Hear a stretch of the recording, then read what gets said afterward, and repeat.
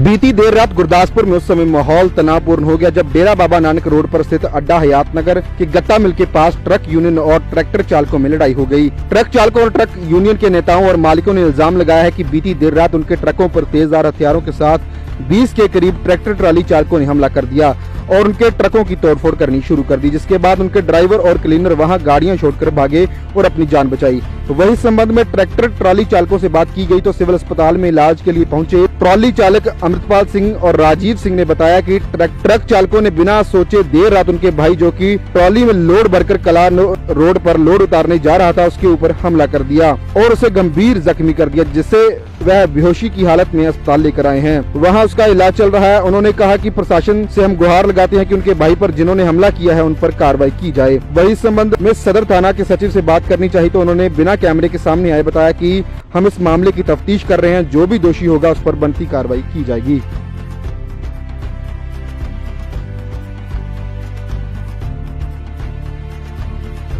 बलजिंदर सिंह ये मेरा मित्र ने अपना रजिंदर सिंह गड्डी इन्हां दी अपनी हाँ जी ते आपां किन्ने दिनां तो इत्थे बड़े अमन शांति दा काम चल रहा, बड़ा सिस्टम दा काम चल रहा वा। लैन च कणक दीयां मंडियां जो गड्डियां अनलोडिंग हुंदियां वा, गोदामां च गड्डियां खाली हुंदियां इत्थे बड़े सिस्टम नाल गड्डियां आउंदियां, हफ्ता 10 दिन दा बड़ा वधिया सिस्टम नाल शांतमई काम चल रहा वा। कल परसों दा कोई ट्रालियां वालियां ने आण के ना कोई इत्थे हड़दंग मचाया आण के रात ਨੂੰ ਜਦੋਂ ਡਰਾਈਵਰ ਗੱਡੀਆਂ ਲਾ ਕੇ ਲਾਈਨ 'ਚ ਸੌਂ ਜਾਂਦੇ ਆ, ਰਾਤ ਨੂੰ ਲਿਆਉਂਦੇ ਸਿੱਧੀਆਂ ਟਰਾਲੀਆਂ ਸਿੱਧੀਆਂ ਲਿਆ ਕੇ ਗੋਦਾਮਾਂ ਦੇ ਅੰਦਰ ਵਾੜ ਦਿੰਦੇ ਆ। ਉਹ ਰਾਤ ਵੀ ਕੱਲ ਰਾਤੀ ਵੀ ਇਦਾਂ ਹੀ ਹੋਇਆ, ਜਿਹੜੇ ਗੱਡੀਆਂ ਲਾਈਆਂ ਲਾਈਨ 'ਚ ਤੇ ਰਾਤ ਨੂੰ 10-11 ਵਜੇ ਨਾਲ ਟਰਾਲੀਆਂ ਆਈਆਂ ਵਾ, ਗੱਡੀਆਂ ਕੱਢ ਕੇ ਗੱਡੀਆਂ ਟਰਾਲੀਆਂ ਵੰਡ ਕੇ ਜਦੋਂ ਡਰਾਈਵਰਾਂ ਨੂੰ ਰੋਕਿਆ ਵੀ ਤੁਸੀਂ ਗੱਡੀਆਂ ਨੰਬਰ ਸਿਰ ਲਾਓ, ਆਪਣੀਆਂ ਟਰਾਲੀਆਂ ਲਾਈਨ ਸਿਰ ਲਾਓ, ਜੇ ਸਾਨੂੰ 5-5 ਦਿਨ ਹੋਏ ਤਾਂ ਤੁਸੀਂ ਵੀ ਆਪਣੀਆਂ ਲਾਈਨ 'ਚ ਲਾਓ ਤੇ 5ਵੇਂ ਦਿਨ ਅਸੀਂ ਖਾਲੀ ਕਰਨ ਦੇ ਕੋਈ ਅਸੀਂ ਕੋਈ ਧੱਕੇਸ਼ਾਹੀ ਨਹੀਂ ਕਰਨ ਦੇ ਕਿ ਨਾ ਤੁਸੀਂ ਵੀ ਆਪਣੀਆਂ ਲਾਈਨ 'ਚ ਆਓ। ਉਹਨਾਂ ਨੇ ਮੁੜ ਕੇ ਆਪਣੀਆਂ ਟਰਾਲੀਆਂ ਖਿਲਾਰ ਕੇ ਇਹਨਾਂ ਨੂੰ ਕੁੱਟਿਆ, ਦਾਤਰ ਲੈ ਕੇ ਇੱਕ ਗੱਡੀ ਤੋਂ ਸ਼ੁਰੂ ਹੋ ਕੇ 7 ਗੱਡੀਆਂ ਤੱਕ ਡਰਾਈਵਰ ਨੂੰ ਕੱਢ ਬਾਹਰ 20-25 ਬੰਦੇ ਫੱਟੇ ਉਹਨਾਂ ਨੇ ਮੌਕੇ ਤੇ, 2-3 ਕਾਰਾਂ 2-3 ਮੋਟਰਸਾਈਕਲਾਂ ਦੇ ਬੰਦੇ ਆਏ ਆ, ਉਹਨਾਂ ਦਾਤਰ ਕਿਰਪਾਨਾਂ ਬੇਸਬਾਲ ਫੜੇ ਆ, ਸਾਰੀਆਂ ਗੱਡੀਆਂ ਭੰਦੇ A to Z ਗਏ ਪਿੱਛੇ ਨੂੰ ਗੱਡੀਆਂ ਜੋ ਰਾਤ 11 ਵਜੇ ਕੱਢ ਸੁੱਤੇ ਆ। ਤੁਹਾਨੂੰ ਗੱਡੀਆਂ ਦਿਖਾ ਸਕਦੇ, ਗੱਡੀਆਂ ਇੱਕ ਤੋਂ ਲੈ ਕੇ 6-7 ਗੱਡੀਆਂ ਤੁਸੀਂ ਵੇਖ ਲਓ, ਕਿਸੇ ਗੱਡੀ ਦਾ ਸ਼ੀਸ਼ਾ ਨਹੀਂ, ਕਿਸੇ ਗੱਡੀ ਦੇ ਕਿਰਪਾਨਾਂ ਮਾਰ ਵੱਡੇ ਆ ਸਾਰੀਆਂ ਟਾਇਰ ਵੱਡਿਆ। ਇਹ ਗੱਡੀ ਹੁਣ ਖੋਲ ਕੇ ਅਸੀਂ ਟਾਇਰ ਦੇ ਇੱਥੇ ਲਿਆਂਦੀ, ਘੱਟੋ ਘੱਟ 4-5 ਲੱਖ ਦਾ ਨੁਕਸਾਨ, 1.5 ਲੱਖ ਦਾ ਇਦਾਂ ਹੀ ਹੋਇਆ, 1.5-2 ਲੱਖ ਦਾ ਇੱਕ ਗੱਡੀ ਦਾ ਨੁਕਸਾਨ ਕਿਹਾ ਜੀ। SHO ਸਦਰ ਨੂੰ ਗਏ ਸਵੇਰੇ ਮਿਲਣ, ਉਹ ਆਏ ਆ, ਮੌਕਾ ਵੇਖ ਕੇ ਗਏ ਆ ਤੇ ਉਹ ਕਹਿੰਦੇ ਵੀ ਆਓ ਤੁਸੀਂ ਸਾਨੂੰ ਲਿਖ ਕੇ ਦਿਓ ਰਿਟਰਨ ਕੰਪਲੇਂਟ ਆਪਣੀ ਤੇ ਅਸੀਂ ਕੋਈ ਕਾਰਵਾਈ ਕਰਨੀ ਆ। ਅਸੀਂ ਹੁਣ ਤੁਹਾਨੂੰ ਤੁਹਾਡੇ ਮਾਧਿਅਮ ਰਾਹੀਂ ਦਿੰਦੇ ਸੁਨੇਹਾ ਵੀ ਇਨਸਾਫ ਦਿਓ ਗੱਡੀਆਂ ਵਾਲਿਆਂ ਨੂੰ, ਗੱਡੀਆਂ ਤੇ ਅੱਗੇ ਭੁੱਖੇ ਮਰਦੇ ਆ ਤੇ ਅਸੀਂ ਇਨਸਾਫ ਦੀ ਮੰਗ ਕਰਨੇ ਆ ਤੇ ਅਸੀਂ ਇਹ ਮੰਗ ਕਰਨੇ ਆ ਤੁਹਾਡੇ ਮਾਧਿਅਮ ਰਾਹੀਂ ਵੀ ਸਾਡਾ ਜਿਹੜਾ ਨੁਕਸਾਨ ਹੋਇਆ ਵਾ ਤੇ ਸਾਡਾ ਹਰਜਾਨਾ ਭਰਵਾਇਆ ਜਾਏ। ਇਹ ਗੱਡੀਆਂ ਵਾਲੇ ਤੇ ਗਰੀਬ ਅੱਗੇ ਮਰੇ ਜਾਣ ਦੇ ਪੱਲੇ ਅੱਗੇ ਕੱਖ ਨੇਗਾ ਤੇ ਸਾਡਾ ਤੁਹਾਡੇ ਮਾਧਿਅਮ ਰਾਹੀਂ ਜੋ ਸਾਡਾ ਨੁਕਸਾਨ ਹੋਇਆ ਸਾਡੇ ਭਰਵਾਈ ਕਰਵਾਈਏ ਤਾਂ ਦੋਸ਼ੀਆਂ ਦੇ ਸੰਬੰਧਿਤ ਪਰਚਾ ਹੋਏ। ਮੇਰਾ ਨਾਮ ਜਤਿੰਦਰ ਸਿੰਘ ਹੈ ਜੀ। ਆਹ ਮੁੰਡਾ ਆਇਆ ਰਾਤ ਨੂੰ ਕੋਈ 10-11 ਵਜੇ ਨਾਲ ਬੰਦੇ ਆਏ, ਸਾਰੀਆਂ ਗੱਡੀਆਂ ਲੈਣ ਸੇ ਸ਼ੀਸ਼ੇ ਤੋੜ ਕੇ ਗਏ, 7-8 ਗੱਡੀਆਂ ਦੀ। ਇਹ ਕਲਾਨੌਰ ਰੋਡ ਗੱਤਾ ਮਿਲ ਲੱਗੇ ਗੋਦਾਮ ਜੀ ਸਰਕਾਰੀ ਹੁੰਦਾ ਜੀ। ਤੇ ਕੱਲ ਸਾਡੇ ਸੱਤੇ ਹੀ ਬੰਦਾ ਕੋਈ ਬਾਹਰ ਨਿਕਲਿਆ ਨਹੀਂ, ਡਰਦਾ ਮਾਰਾ ਵੀ ਕਿਸੇ ਨੂੰ ਸੱਟ ਨਾ ਲਾ ਕੇ ਜਾਣ, ਇਸ ਕਰਕੇ ਕਿ ਸਾਨੂੰ ਤੇ ਪਤਾ ਨਹੀਂ ਲੱਗਾ। ਵਿੱਚੇ ਆਪਾਂ ਗੱਡੀਆਂ ਦੇ ਲੋਕੇ ਵੀ ਉਹਨਾਂ ਕੋਲ ਹਥਿਆਰ ਸੀਗੇ, ਉਹਨਾਂ ਕੋਲ ਨੁਕਸਾਨ ਫਰੰਟ ਸ਼ੀਸ਼ੇ ਦੋਵੇਂ ਤੋੜ ਗਏ ਜੀ, ਕੋਈ 7-8 ਗੱਡੀਆਂ ਦੇ ਤੇ ਨੁਕਸਾਨ ਤੇ ਆਪੇ ਹਿਸਾਬ ਨਾਲ ਕੋਈ ਕਿੰਨਾ ਬੰਦਾ ਜੀ 4-5 ਲੱਖ ਦਾ ਇਹਨਾਂ ਦੇ ਹੋਣਾ ਹੀ ਸਾਰੀਆਂ ਗੱਡੀਆਂ ਦਾ ਜੀ। ਕੀ ਮੰਗ ਕਰਦੇ ਹੋ? ਸਾਨੂੰ ਜੋ ਵੀ ਹੈ ਵੀ ਸਾਡੀ ਸ਼ੀਸ਼ੇ ਜੋ ਵੀ ਨੁਕਸਾਨ ਸਾਡਾ ਭਰਵਾਈ ਕੀਤੀ ਜਾਵੇ, ਉਹਨਾਂ ਦੇ ਪਰਚਾ ਕੀਤਾ ਜਾਏ।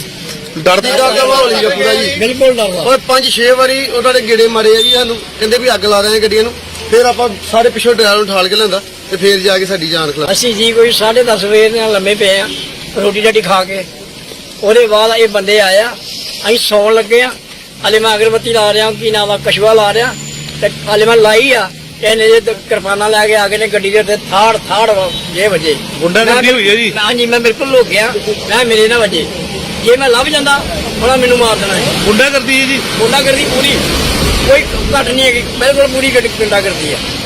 ਹਾਂਜੀ ਵਿੱਚੇ ਹੀ ਲੰਮੇ ਪਏ ਆ ਜੀ। ਇਹ ਹੈਗੀ 11 ਵਜੇ ਦੀ ਹੈਗੀ ਤੇ ਲੰਮੇ ਪਏ ਆ, ਪੈਰਾਂ ਤੇ ਵੀ ਇਹਨਾਂ ਨੇ ਮਾਰੀਆਂ, 2-3 ਡੰਡੇ ਮਾਰੇ ਆਣ ਕੇ, ਫਿਰ ਉਹ ਡਰਾਈਵਰ ਉੱਠੇ, ਉਹਨਾਂ ਨੇ ਬਚਾਇਆ, ਇਹ ਤੇ ਭੱਜ ਗਏ ਭਜੇ।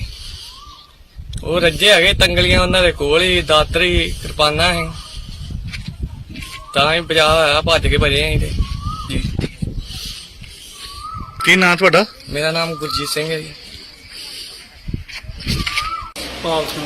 ਇਹ ਸੈਲਰ ਤੇ ਗਏ ਨੇ, ਸੈਲਰ ਤੇ ਟਰਾਲੀ ਲਾਈ ਸੀ, ਉਥੇ ਗੱਡੀਆਂ ਵਾਲਿਆਂ ਨੇ 7-8 ਜਣੇ ਨੇ ਢਾਹ ਲਿਆ ਇਹਨੂੰ ਗੱਲੇ ਨੂੰ ਤੇ ਸੱਟਾਂ ਲਾਤੀਆਂ ਨੇ ਤੇ ਇਹ ਅਸੀਂ ਚੁੱਕ ਕੇ ਲਿਆ ਕੇ ਹਸਪਤਾਲ ਸੁੱਟਿਆ ਇਹਨੂੰ।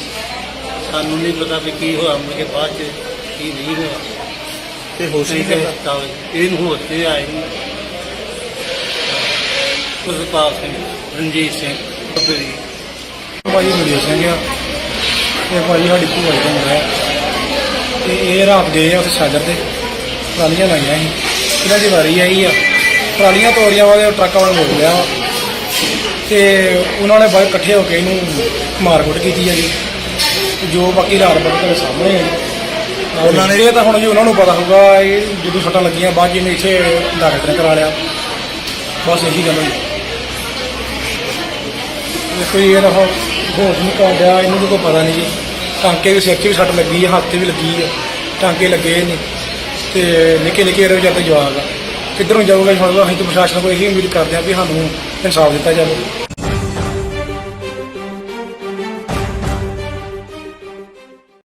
सीलिंग एक्ट के तहत लोगों को सरकार की तरफ से दी गई जमीनों पर मालिकों द्वारा कब्जा कर उसे नाजायज तरीके से बेचने का मामला सामने आया है। जंडवाल के रहने वाले निर्मल सिंह सैनी ने पठानकोट शहर के नामी जमींदार पर उनको अलॉट की गई जमीन को बेचने के इल्जाम लगाए हैं। उन्होंने कहा कि उन्हें 1955 में मार्केट कमेटी के पीछे सरकार द्वारा 1 कनाल जमीन अलॉट की गई थी, जिसके कि उन्होंने पैसे भी दिए थे, जिसकी रसीद उनके पास है। उन्होंने कहा कि जब उन्होंने जमीन पर कब्जा लेना चाहा तो जमीन के मालिकों ने कोर्ट में केस करके स्टे ऑर्डर ले लिए और बाद में स्टे ऑर्डर विड्रा करके जमीन को बेचना शुरू कर दिया। उन्होंने कहा कि वहां तकरीबन 27 कनाल जमीन है जो कि सरकार द्वारा गरीबों को अलॉट की गई थी, जिसको कि अब प्रशासन की मिलीभगत से गलत तरीके से बेचा जा रहा है। उन्होंने कहा कि सरकारी दफ्तरों की तरफ से उनके बार बार चक्कर लगवाए जा रहे हैं, लेकिन उनकी सुनवाई नहीं हो रही। उन्होंने मुख्यमंत्री को भी चिट्ठी भेजी है और प्रशासन से भी अपील की है कि उनको उनका बनता हक दिलवाया जाए।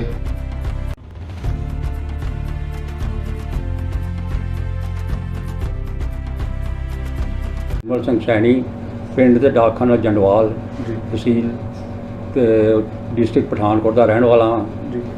ਸਰਕਾਰ ਨੇ 1955 ਦੇ ਵਿੱਚ 58 ਸਟੈਂਡਰਡ ਏਕੜ ਜ਼ਮੀਨ ਜਿਹੜੀ ਆ ਰਿਕਵਾਇਰ ਕੀਤੀ ਸੀਗੀ ਜ਼ਮੀਂਦਾਰ ਦੀ।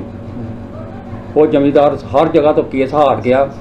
ਆਖਰੀ ਕੇਸ ਜਿਹੜਾ ਸੀਗਾ 2013 ਦੇ ਵਿੱਚ FCR ਨੇ ਵੀ ਜਿਹੜੀ ਆਰਡਰ ਸੀਗੇ ਰਿਕਵਾਇਰ ਪੈਲੀ ਦੇ ਉਹ ਬਹਾਲ ਰੱਖੇ। ਉਹਨਾਂ ਨੇ ਬਾਅਦ ਦੇ ਵਿੱਚ ਆਪੇ ਹੀ ਜਾ ਕੇ ਹਾਈਕੋਰਟ ਸਟੇ ਲੈਣ ਦੀ ਹਾਈਕੋਰਟ ਸਟੇ ਲਿਆ ਕੇ ਤੇ ਪੈਲੀ ਜਿਹੜੀ ਵੇਚਣੀ ਸ਼ੁਰੂ ਕਰ ਦਿੱਤੀ।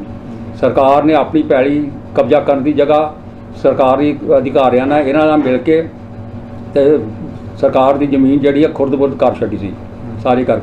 ਅਸੀਂ ਕੰਪਲੇਂਟ ਕੀਤੀ। ਉਹਦੇ ਬਾਅਦ ਅਸੀਂ ਕਲੈਕਟਰ ਅਗੇਰੀਅਨ ਪਠਾਨਕੋਟ ਦੇ ਵਿੱਚ ਅਪੀਲ ਦਾਇਰ ਕੀਤੀ।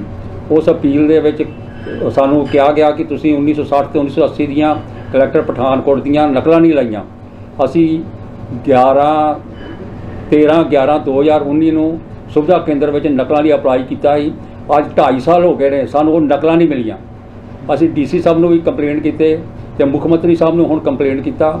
ਅਸੀਂ ਪੰਜਾਬ ਸਰਕਾਰ ਕੋਲ ਅਪੀਲ ਕਰਦੇ ਹਾਂ ਕਿ ਸਾਰੇ ਪੰਜਾਬ ਦਾ ਪ੍ਰਸ਼ਾਸਨ ਜਿਹੜਾ ਵਾ ਉਹ ਚੁਸਤ ਹੋ ਗਿਆ। ਇੱਕ ਪਠਾਨਕੋਟ ਦਾ ਜਿਹੜਾ ਪ੍ਰਸ਼ਾਸਨ ਹੈ ਉਹ ਅਜੇ ਵੀ ਸੁੱਤਿਆ ਪਿਆ। ਸਾਡੇ ਹੱਥ ਜੋੜ ਕੇ ਬੇਨਤੀ ਆ ਕਿ ਪਠਾਨਕੋਟ ਦੇ ਪ੍ਰਸ਼ਾਸਨ ਨੂੰ ਵੀ ਚੁਸਤ ਕਰੋ। ਮੰਤਰੀ ਸ੍ਰੀ ਲਾਲ ਚੰਦ ਕਟਾਰੂ ਚੱਕ ਨੂੰ ਵੀ ਐਪਲੀਕੇਸ਼ਨ ਦਿੱਤੀ ਸੀ, ਉਹਨਾਂ ਨੇ DC ਸਾਹਿਬ ਨੂੰ ਜਾ ਕੇ ਦਿੱਤੀ। ਉਹ ਵੀ ਐਪਲੀਕੇਸ਼ਨ ਜਿਹੜੀ ਇਹਦੇ 1 ਮਹੀਨਾ ਹੋ ਗਿਆ, ਉਹਦੇ 'ਤੇ ਵੀ ਕੋਈ ਕਾਰਵਾਈ ਨਹੀਂ ਹੋਈ। ਜਿਨ੍ਹਾਂ ਨੇ ਬਜ਼ੁਰਗ ਤੁਹਾਡੀ ਜ਼ਮੀਨ ਐਕਵਾਇਰ ਕੀਤੀ ਹੈ, ਕੀ ਨਾਮ ਉਹਨਾਂ ਦਾ, ਕਿੱਥੋਂ ਰਹਿਣ ਵਾਲੇ ਹੋ?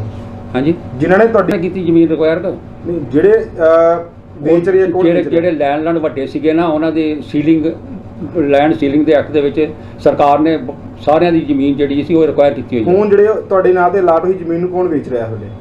ਉਹ ਜਿਨ੍ਹਾਂ ਦੀ ਜ਼ਮੀਨ ਸੀ ਉਹੀ ਵੇਚ ਰਹੇ ਸਰਕਾਰ ਨਾਲ ਮਿਲ ਕੇ। ਸਰਕਾਰ ਕੋ ਤੇ ਪਠਾਨਕੋਟ ਪ੍ਰਸ਼ਾਸਨ ਕੋ ਅਪੀਲ ਕਰਦੇ ਹਾਂ, ਬੇਨਤੀ ਕਰਦੇ ਹਾਂ ਕਿ ਸਾਡਾ ਜਿਹੜਾ ਜਾਇਜ਼ ਹੱਕ ਆ ਉਹ ਸਾਨੂੰ ਦਵਾਇਆ ਜਾਏ। ਸਾਡਾ ਹੋਰ ਕਿਸੇ ਨਾਲ ਕੋਈ ਡਿਸਪਿਊਟ ਨਹੀਂ। ਸਰਕਾਰ ਨੂੰ ਅਸੀਂ ਪੈਸੇ ਦਿੱਤੇ, ਸਰਕਾਰ ਕੋਈ ਅਸੀਂ ਜ਼ਮੀਨ ਲੈਣੀ ਆ, ਸਾਡਾ ਕਿਸੇ ਦੇ ਨਾਲ ਕੋਈ ਡਿਸਪਿਊਟ ਨਹੀਂਗਾ। ਸਰਕਾਰ ਹੀ ਜਿਹੜੀ ਆਪਣੀ ਜ਼ਮੀਨ ਵੇਚ ਕੇ ਖਾਈ ਜਾਂਦੀ ਅਫਸਰ, ਉਹਨਾਂ 'ਤੇ ਪੂਰੇ ਦਾ ਪੂਰਾ ਐਕਸ਼ਨ ਲਿਆ ਜਾਵੇ। ਇਹ ਬੜਾ ਤਗੜਾ ਸਕੈਂਡਲ ਹੈਗਾ, ਲੇਕਿਨ ਸਾਡੀ ਕੋਈ